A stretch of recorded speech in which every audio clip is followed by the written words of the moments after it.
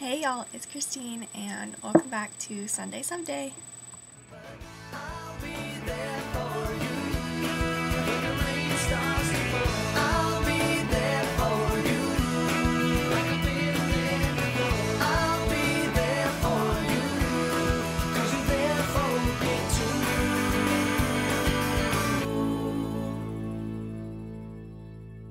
Hey guys, okay, so I'm going to use this microphone today because I realized last time that the sound quality was really bad, so I want to see if this helps, and I'm also using my laptop. So yeah, I'm going to answer the questions, and then I'll go into my week, and then I'll ask my question. I'm going to try to make this video like as short as possible because I ramble, and I don't mean to ramble, but yeah. Okay, so Alyssa, have you ever been really tired at malls or amusement parks and it made it hard to walk, and did your friends get annoyed? Yes. Well, okay, my friends don't really get annoyed, but maybe they get like a little upset that I can't do stuff, and maybe they try not to show it too much, but it's like, I don't know, they're pretty understanding. I do normally get season passes for the amusement park near me because they have events, and I do like to go on some of the small roller coasters and concerts, and it's a lot of fun, but it is really hard though, especially during the summer when it's 100 degrees here. That's complicated, and that's the main time that I go, so I need a couple days after that to rest, and it's not healthy for me to do that, but I don't want to like miss out on all that, because I love it. And with the mall, I can only shop for like 2 hours before I start getting tired, and when I get tired, I get whiny and annoying. And I don't like to say that, but I know I do, because like, if I get tired, things don't fit right, I get really annoyed with the way things are fitting, I get really snappy, maybe I'll buy something that I'll never wear because I'm not a good judge because I'm so tired, and yeah, it's not good for me to shop past like 2 hours. And sometimes I'll do 3, but like I have to go sit and like eat or take a break like in between. Lauren, I'm gonna answer 2 of your questions actually. When you get sick, how long are you sick for? It depends. If it's POTS related, maybe 2 or 3 days. If it's cold, flu, strep, sinus, all that kind of stuff, maybe a week. But the huge factor in that is if I have a fever.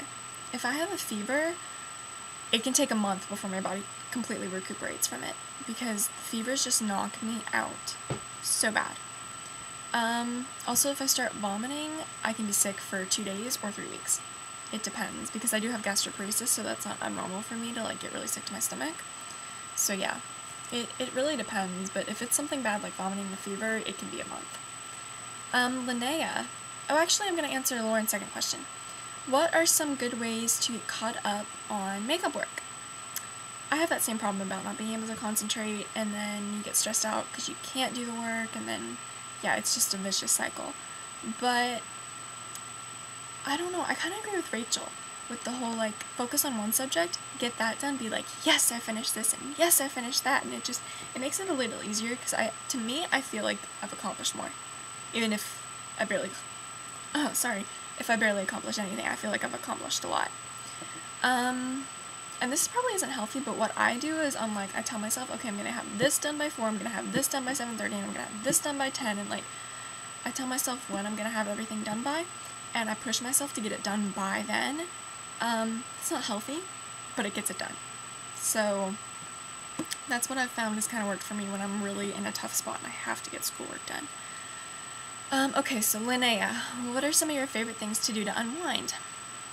This is probably a bad thing, but I really don't have anything I do. I really don't have a lot of things that I do at all. Hanging out with friends or my boyfriend probably helps the most, actually, or Skyping with them or just talking to them. It helps distract me. I'll take a shower when I get really stressed, and I'll sit down when I take it, because filling a bathtub and stuff, that's too much work for me. I just take a shower and I sit down. But that's really it. If I get frustrated, I'll write sometimes, but I don't write too much. Maybe I'll watch a movie or TV to distract me. I used to go walking around if, like, I needed to unwind.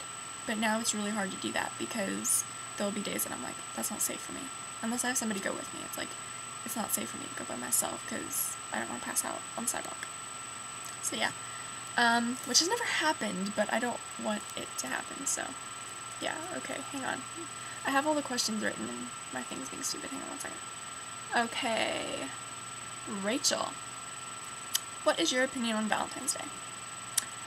Honestly, I don't think I've ever disliked Valentine's Day, but my opinion is probably biased because I've had a boyfriend on and off since I was in middle school, so I don't know. In elementary school, I loved it because the candies and parties, and it was just amazing. In 6th and 7th grade, I was neutral about it. Like, there were dances and stuff. I never had a boyfriend, but there were dances, and it was fun. For the most part, it was really fun. In 8th grade, I had a boyfriend.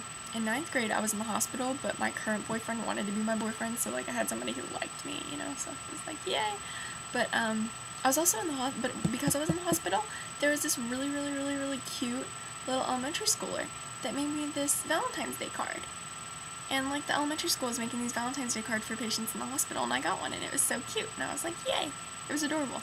And then 10th and 11th grade, I had my boyfriend, my current boyfriend, so, because I'm an 11th grader now, so, yay! I think it'll change from year to year, depending on if I'm with anybody, if I'm not with anybody, if I can hang out with anybody, if I'm home alone, picking out on ice cream and watching movies, I don't know. But I also feel like Valentine's Day is over-commercialized. Like, I don't need a huge teddy bear. I don't need a bajillion chocolates. Like, my boyfriend this year, he baked me cookies and wrote me a letter. And I wrote him this note, like, in this huge card. This card was amazing. Okay, it was amazing. Anyway, and I got him candy. So, like, yeah, it wasn't a lot. And to me, that's, like, I don't know, I feel like it's over-commercialized with all the teddy bears and the balloons and everything. Like, I was walking around the hallways and I was like, the number of girls that had teddy bears and balloons and flowers, I was like, whoa, okay. So yeah, okay, my week. I think that was all the questions. My week. Sunday I rested. Monday I missed one class, but it was okay.